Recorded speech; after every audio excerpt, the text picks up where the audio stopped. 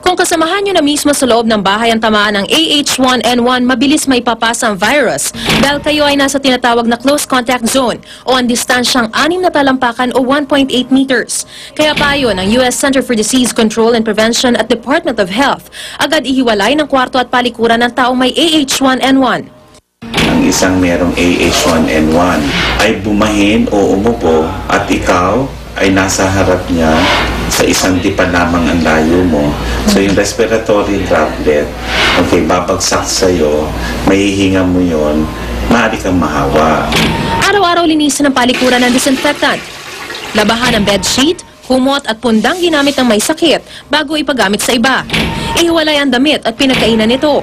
Para wag mahawa yung iba niyang kasamahan, mas mainam na siya yung maglalagay ng mask. Kung hindi nyo kayang ibukod at wala kayong espasyo, kung matutulog kayo, back to back.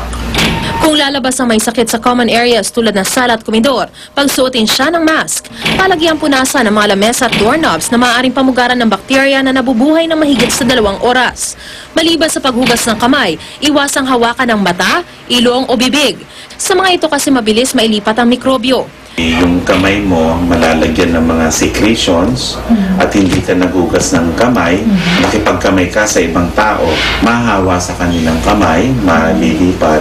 Makatutulong din daw ang pagmumog ng antibacterial mouthwash para tilinging malusog at malakas ang katawan upang malabanan ng virus. Matulog ng tama sa oras, uminom ng maraming tubig at multivitamins, iwasan ang stress at magsuot ng face mask sa mataong lugar.